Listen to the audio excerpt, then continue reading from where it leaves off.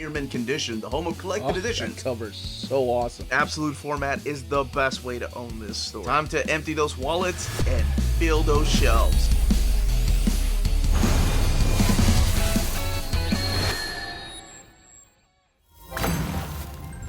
It is finally here. This is the Uncanny Omar from Near Mint Condition, the home of collected editions.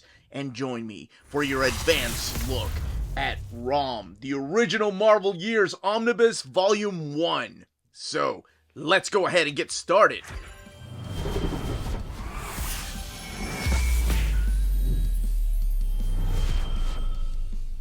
Before I get started, I do want to thank David Gabriel and the fine folks at Marvel for sending us an advanced copies, of this Romnibus.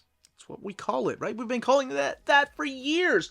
This omnibus is due out in the direct market and book market on January 23rd. And yes, they were kind enough to send me all 4 covers. And am I going to keep all 4 covers? Hell no! I don't have the room, nor do I need to. So you all know I love spreading the love, and I will be giving 3 away. So make sure you watch the video to find out how you can enter to win one of the 3 that I'm not keeping. So which one am I keeping? Oh, this was a hard decision. I love George Perez. I love Frank Miller. I think the first issue is iconic. But something about this one here, the house hat, it's just so different. And on top of that, it's Sal Buscema. It's the only Sal Buscema cover, and he did 99% of this omnibus in here. So I had to go with this one.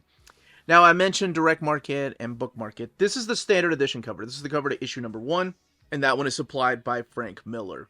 This is your first direct market cover. This is what I like to call the house ad cover, but it is the one by Sal Buscema. Frank Miller supplying the X-Men cover over here too, and that is the other direct market cover. And the third and final direct market cover, the one that I was like, oh, maybe I should just keep that one, that is the one that's done by the legendary George Perez, and it was a commission piece that actually has a really interesting story. So standard, and these 3 are direct market. And direct market you can only get through places like cheapgraphicnovels.com, waltzcomicshop.com, bdcosmos.com, dyingbreedcollectors.com, In Stock Trades, Tales of Wonder, and Organic Price Books. Places like that, Reads Comics, Comics Bugle. This one here is available, or will be available, everywhere. And again, coming out on January 23rd or 24th, depending on where you get your books. Now we're going to look at the spines of the books. Again, this is the standard, this is the Sal Buscema, the Frank Miller direct market, and the George Perez direct market. And these are still sealed, so I have no reason for me to open them. Because I did look here, and this does have that pattern, meaning that each of these are the same underneath the dust jacket. And then the backs of each of the books looking identical. Cleaving through the sky like a fiery sword of justice. Not cleaving, nice word there. And then, of course, all the covers of the issues collected in here. The Marvel logo, the Hasbro logo, and then the ISBN rated T for teen. The retail price of this omnibus is $125. So being that all of the Omnis have the same design underneath the dust jacket, I wanted to come back and focus on this one. He strikes from outer space, cleaving through the sky like a fiery sword of justice, hurling earthward on his dread mission of cosmic vengeance, and nothing can stop him. ROM, find him before he finds you. Love that. There's something so dynamic about that. Okay, and then the flaps right here. And you do get the cover to issue number 1 here. So that is the standard edition cover. And then the spine right there with an actual different design than any of the spines to the 4 Omnis. And then the back of the book. I believe this is a pinup right here, if I'm not mistaken. I read this cover to cover, and some of these stories were new to me. Because I had read some, of course, the X-Men ones, because I was an X-Men guy growing up. But some of these stories were new to me. And when I say cover to cover, the letter page is everything. So prepare for me to do a deep overview of this book without going too much into spoilers.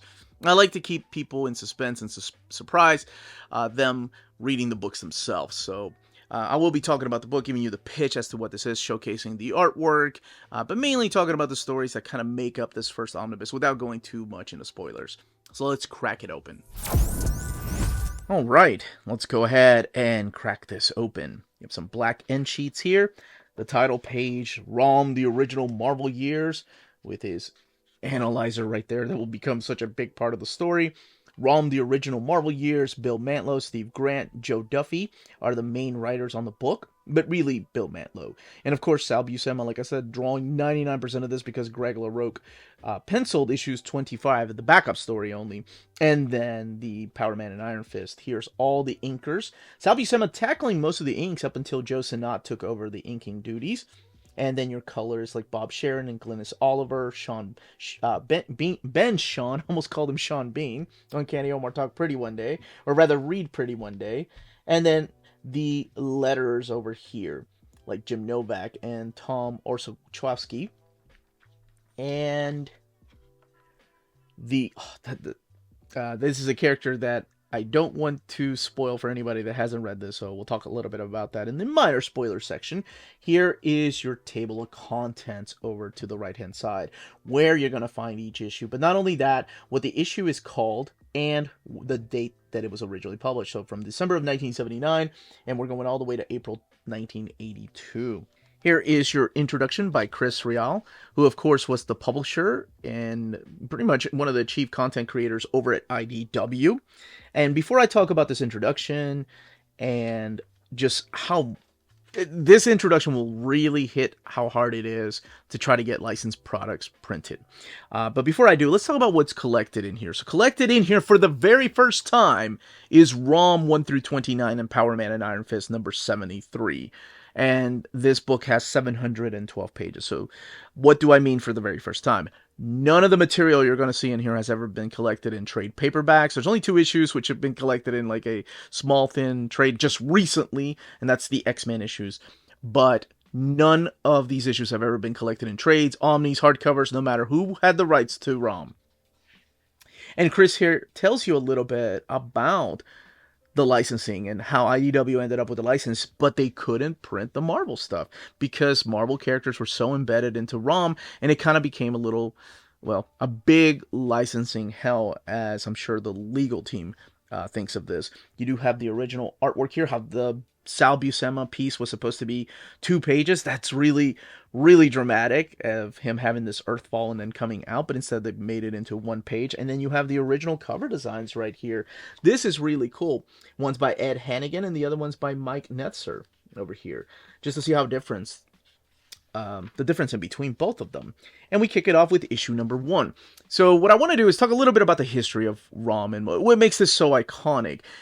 So really quickly, ROM is a really interesting story because he started off as a toy. He was a toy that was developed by 3 different people, and then they ended up letting Parker Brothers put the toy out because Parker Brothers was known for board games. They had never released a toy. And the toy was this very limited, articulated, giant silver robot with nothing else, right? Like, there's no origin. It doesn't talk about his powers or anything. He had red LED lights for his eyes because they were so much cheaper. And as a matter of fact, I remember reading an interview because I was really fascinated by this character when IDW ended up with the rights. And I was like, oh, maybe they'll print the Marvel stuff. And you can find out why they didn't from Chris here in this wonderful, wonderful introduction. And there's a really interesting thing about his name, ROM, because the original name that one of the 3 creators that I saw in an interview says they wanted to call him COBOL, like the computer programming language. But, by the way, if you've ever taken programming courses, COBOL was a pain in the butt. Oh my gosh, I hated that programming line. If you could do it, more power to you. But anyway, Parker Brothers just went with read-only memory, which is ROM. That's where they got the name from. They thought it was easier, catchier than something like COBOL. So it was just a toy that Parker Brothers had. So what they ended up doing was letting Marvel publish a line of comics. Marvel had done a successful job with the Star Wars comics. And they thought, okay, maybe Marvel can come up with a story. And 99% of the story is all told through here. And that is giving ROM an origin, giving him a supporting cast, explaining his powers, his weapons, and who he really is, where he originally comes from. It's really crazy that if you think about the toy and where it ended up with the stories and how it evolved into this really big, epic journey of this character that is driven by vengeance. It's just kind of nuts. We don't really see a lot of things like that these days. And if we do, we see like 5-issue limited series. This went on for 75 issues and 4 annuals. It went all the way up to issue 75 that came out in, I think, 1986. Why did it take so long? And that's because of legal issues, of course. You have 3 different people that claimed the rights to ROM. Then Parker Brothers sold everything over to Hasbro. Hasbro earned the rights to ROM, and here we are. There's a lot more legality that goes to it than that, but that was the main reason. You have Marvel characters, 99% of the story coming from Marvel, but ROM belongs to Hasbro. They finally got together and decided to put this out. And oh my gosh, so many people emailed me and messaged me when I made the announcement, and it was a huge honor to get to announce this book. All right, now let's talk about the story. It all starts off in this wonderful fictional town in West Virginia, and that is Clairton, West Virginia, where we see this comet crashing, and out of the remains of the comet comes out this mechanical creature. And what ends up happening is this mechanical creature ends up running into this car and just picks up the car like it's really nothing. Like, it just moves it around. But inside the car is this young lady. Her name is Brandy Clark, and she will become an important part of this entire omnibus. Now, we see him just pull out a weapon, shoot her. He doesn't say anything, and she lives. And she's like, I'm alive, I'm unharmed. What did he do to me? And he decides to fly off. He ends up landing in the middle of Clairton, a little city that has a population of 14,000. And he starts taking out this weapon again. And he starts hitting different crowds of people. And they seem to be okay until he hits these 2 folks right here. And they melt, like right in front of your face. That's not a good way to go. The general public is like, what the hell is going on? The military, the police get involved. Brandy Clark is trying to make sense of it. Rom doesn't really speak yet. He just sees these eyes that are glowing red, and people see this weapon, and they immediately think, oh gosh, we're being invaded. And of course, keep in mind, this is part of the Marvel Universe, which I'll get to here in a little bit. So, again, the military gets involved. Now, Rom decides to tell Brandy his origin, and it's a quick origin. And it is the Legends of the Space Knights. So we get to this segment of the comic where we have a flashback where we talk about the planet Galador and how it's a peaceful planet that it just strives for prosperity and peace. And it was completely unknown to have war.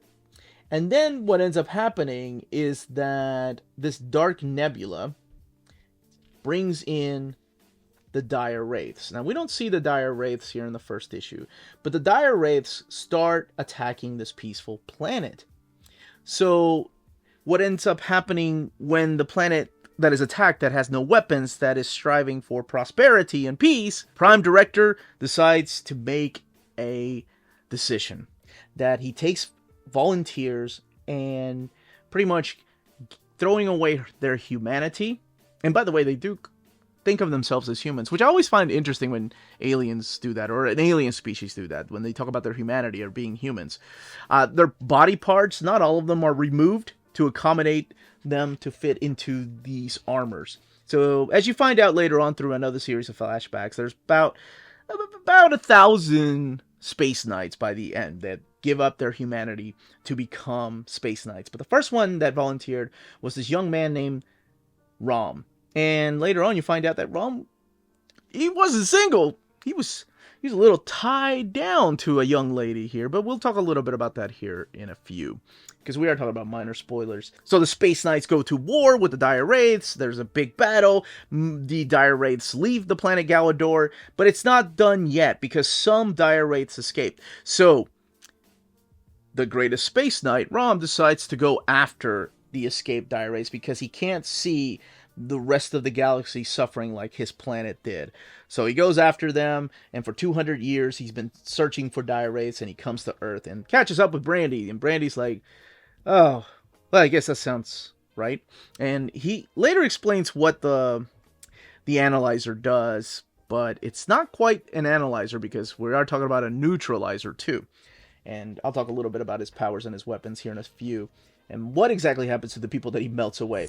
So he's being attacked by a bunch of soldiers because, like I said, the military gets involved, and he takes his, again, analyzer slash neutralizer and uses it on some soldiers, and they melt away. And now we're starting to think, wait a second, what's going on here? Because he told the story of the dire wraiths and how they came to this planet. And dire wraiths have the power to shapeshift. They're an alien race that can shapeshift and make their bodies into anything. If you're immediately thinking, well, that sounds a lot like the Skrulls, it actually ties it into the Skrulls in this very volume. So that's what his mission is here on Earth, to come to Earth and destroy all the dire wraiths and rid the planet of the dire wraiths that are taking the shape of humans. And he does this with the help of Brandy Clark for a little while. Then she has her own boyfriend too. This is Steve Jackson. And Steve at first is, he gets analyzed. And I'll explain the weapon here because it gets a little confusing. Because it is kind of cool at first. You're thinking that he's just wiping these creatures away or burning them to death. But there's something actually happening to them.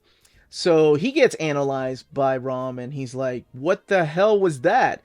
And, ROM lets him escape because he's an actual human being. He's not a dire wraith. And he doesn't know whether to trust ROM or not.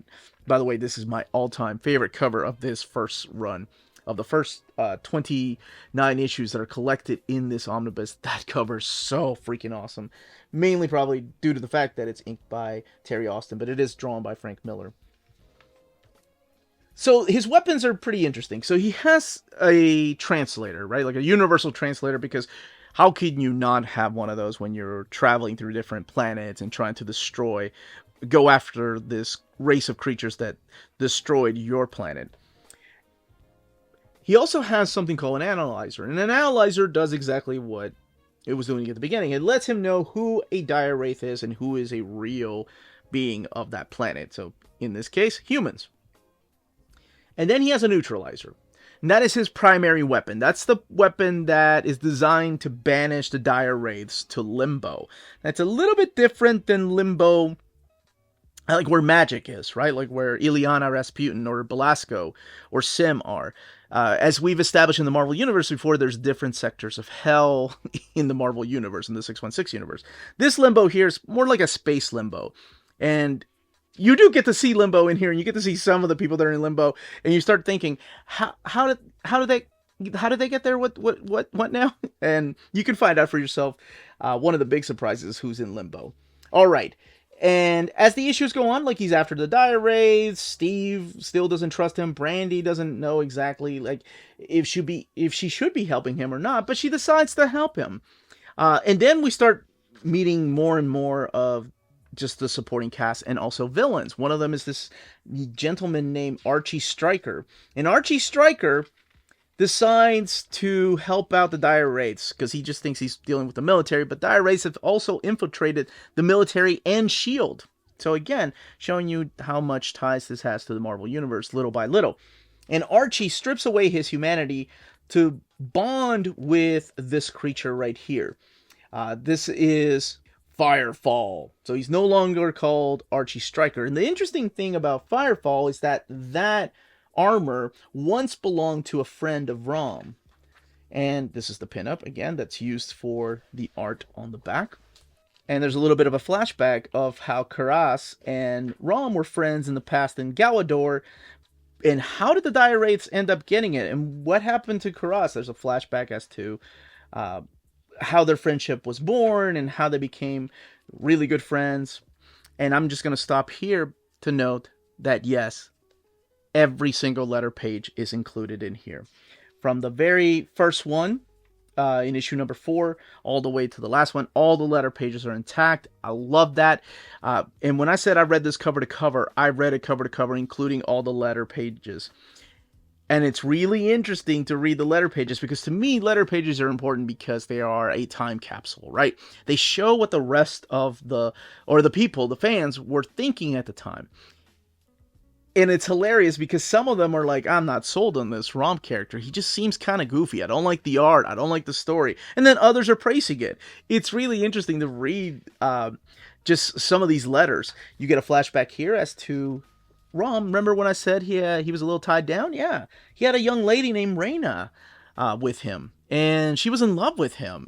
But he gave away his humanity to become a space knight Very heroic, but what does that mean? Giving away your humanity? Can you restore your humanity back? Can you still become Rom before you became a space knight and you gave away some of your body parts? That actually gets all answered through this omnibus.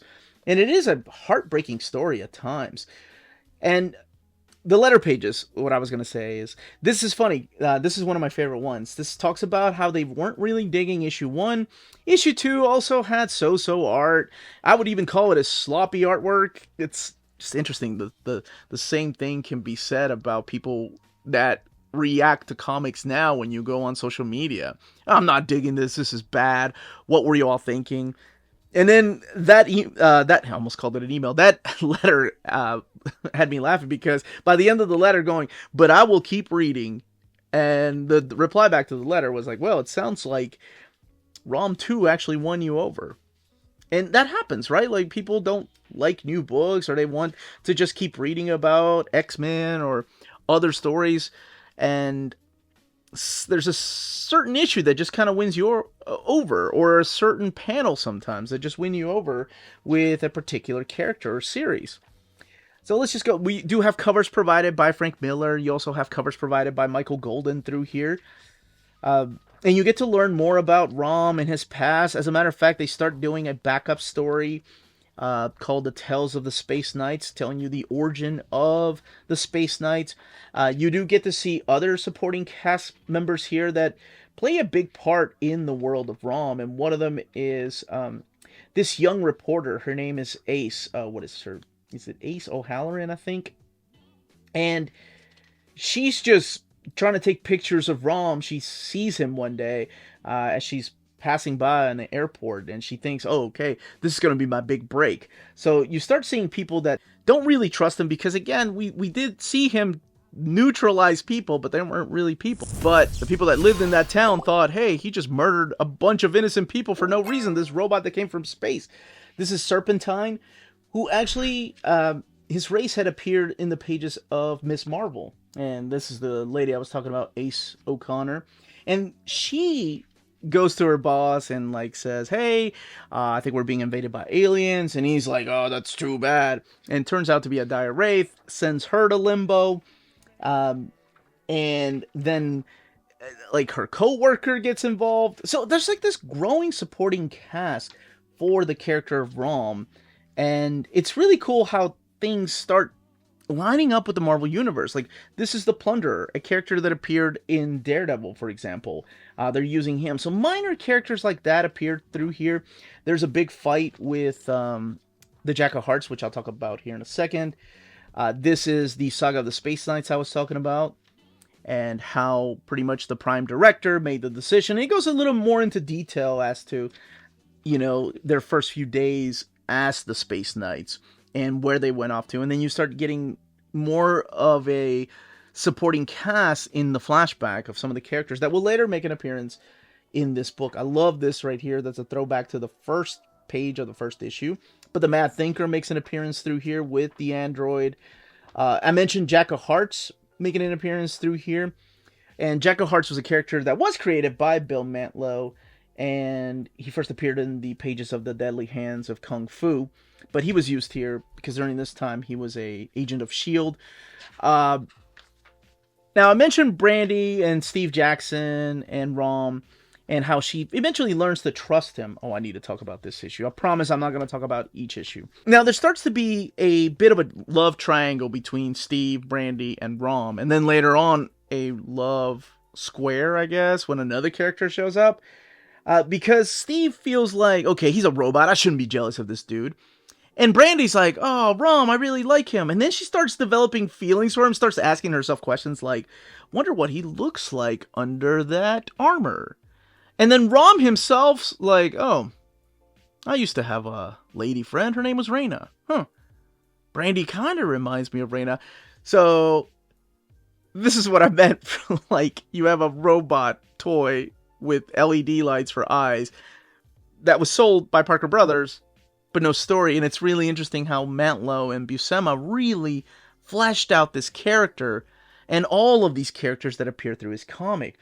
This right here was my first ROM comic, of course, because it featured the X-Men. And this is a really interesting story, because in here we meet the character of Hybrid. Remember when I said, oh, I don't want to spoil this, because even though it's minor spoilers, but what happens here is that the Dire Wraiths have come to Earth, and some of them have been around here for a long time, and then later on, as the stories continue, you'll see that some of them have been here for a really long time.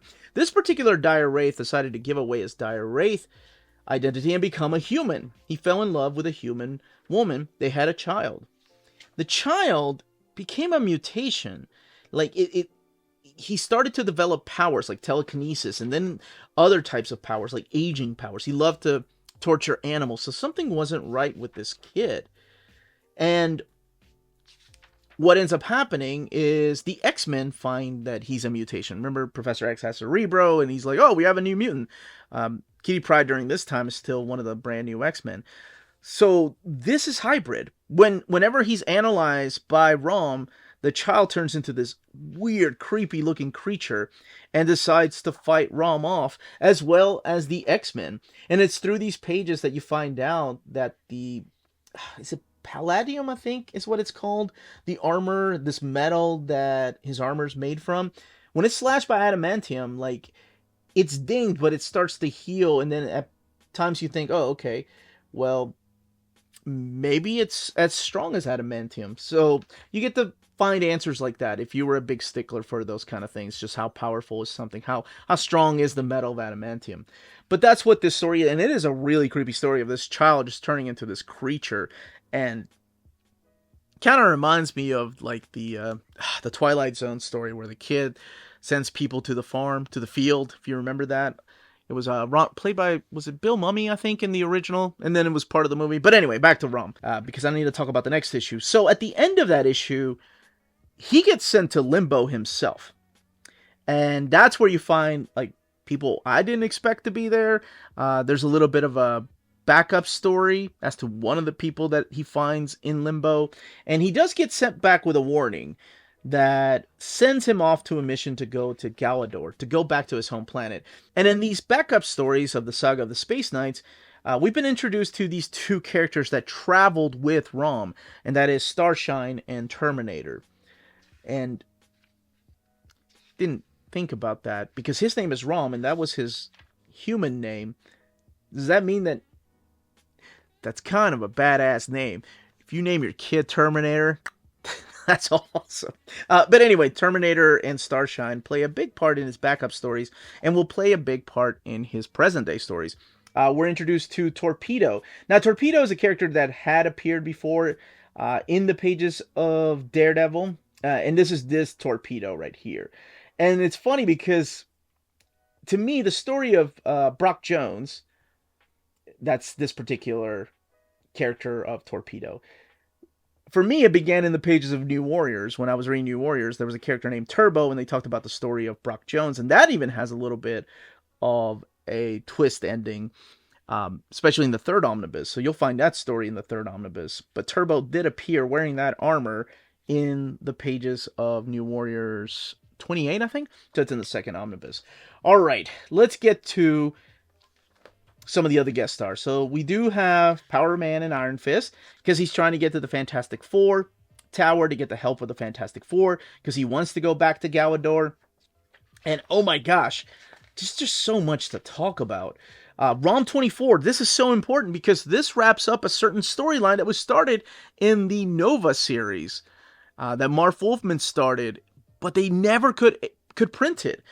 But now it's here for the first time, wrapping up this particular storyline that features Powerhouse and Nova, as ROM is making his way to Galador for the big double-sized issue 25. It wraps up a certain storyline. So ROM does make it back to Galador, where he has to fight another ROM and another character. There's another character I haven't mentioned yet, and that is the character of Mentis. And Mentis ends up, well, no, never mind. That's a little bit of a spoiler. You can find out for yourself. But, you know, there's one thing after another with ROM. Like, eventually, Galactus comes for Galador with Terrax as his new herald. And you can find out exactly how they beat Galactus on your own. And we still have more and more ties to the Marvel Universe. There's a character that he meets here, Unk, that had fought the character of Hulk, Bill Mantlow's Hulk, in the past. So, before I go look at the extras, yeah, you start seeing that ROM, his ties to the Marvel Universe start getting bigger and bigger, right? We start with characters like the Plunderer, the Mad Thinker. You have little characters like the Jack of Hearts. Jack of Hearts wasn't that huge of a character. I mean, I know that he ended up joining the Avengers, but at the time he wasn't that big of a character. But the impact of this comic is to this day is still being felt by the Marvel Universe. And that has a lot to do with the weapon, too, the neutralizer. How I tie it back to X-Men? Well, remember the, 185? The issues of the Dire Wraiths in X-Men? That's right, Dire Wraiths went across the Marvel Universe, not just ROM. Forge got the inspiration of the neutralizer that, of course, impacted Storm later on from the neutralizer that ROM used. So, I love the fact that this, to this day, still impacts the comics, the Marvel comics. Let's look at the extras in the back. We have the ad right here, the Parker Brothers. This is what the robot looked like with LED lights. This is the original house ad. They changed some of the wording for the cover. And then you have pinups. And this is the pitch right here by John Romita Jr. This is the original cover right there or the unused cover by Ed Hannigan. And then original page art by Sal Buscema. Michael Golden cover. And then, of course, the George Perez commission piece from 2013 that was used as one of the variant covers. As a matter of fact, the gentleman that commissioned this piece commented on my video saying that he was the one that commissioned George to draw this. That's really cool. And I know it's a small part, but I love being a small part of that announcement because of things like that. Let's talk about the binding and build. 712 pages. It is sewn binding. That's what the eye looks like. And let's talk a little bit about the paper stock. This one is printed at the iMac printer. It has glossy paper. And it's as thick as the glossy paper that they've had in recent printings from iMac. There is a little bit of bleed through, though, as you can probably tell here in this white page. So white pages and light pages have some bleed through where you can see the word bubble from over here on the next page. And again, I always have these two big LED lights pointed at my book, so I can get rid of the glare and things like that. So just to kind of give you an idea, you can tell that maybe that's a frame, and right here, just a little bit. So if that stuff bothers you, that is something to keep in mind. You do get a little bit of gutter loss, but luckily for the book, there's not really that many splash pages. As a matter of fact, or spread pages rather. Let's go to one of the few spread pages, and that's over here with the Galactus story. So get a little bit of gutter loss. It's there. But there's not a lot of spread pages through this omnibus. And just one more example of like the white pages where you can see the borders. And use this as an example because I talked about Jack of Hearts, but I forgot. I didn't even show the big battle between Jack of Hearts and ROM. But that's it. It's the first Romnibus. That, as they say, is that. If you're interested in purchasing this book with any of these covers, don't forget to check out our sponsors. If you're in Europe and you're interested in buying these books, definitely check out Walt's Comic Shop in Berlin, Germany. They have the cheapest pre-order prices, flat shipping rate of €12 for all EU countries, emails answered within 24 hours, waltscomicshop.com, and you can use the code nearmintcondition at checkout and get free shipping for all EU countries with your first order over €40. That's Walt's Comic Shop, your reliable source for omnis and premium collected editions in Europe. Ding! CheapGraphicNovels.com, your online home for graphic novels and collected editions up to 50% off cover price. They have excellent shipping and prompt and helpful service. Check out their bargain deals for up to 90% off cover price. And don't forget that CGN also takes pre-orders. That way you don't miss out on the hottest releases. And they are currently running a special promotion for you Minties. If you're a first-time customer, after receiving your order confirmation email, reply back to that email and let them know Near Mint Condition sent you their way. They will then apply a free shipping promotional credit to your next order in the US. Cheap Graphic Novels, your source for the hottest books with the kind of deep discount, quality shipping, and customer service that will keep you coming back for more. And that was my overview of the book. Now, of course, the most important thing that some of you, not all of you, are wondering, how can you enter the contest to win one of these? First of all, I want to say that you have to be a subscriber. I want to thank my subscribers for being with me, whether you've been here the entire time or you're just now getting here today. Just be a subscriber, like the video. The third thing and the easiest thing is, if you did read ROM, what was your first ROM issue? What was the first ROM comic that you read or you bought? If you haven't read ROM, what was your first comic book you bought or you read? There you go. It's that simple. And if you have never read a comic book, well, it's pretty interesting that you're here. So just write down which cover you like the most. That's it. That's all you have to do. So those are the rules. You can be from international waters. I don't care where you're from. I love paying it forward, and there's no reason for me to keep 4 versions of this book. So I want to spread the love.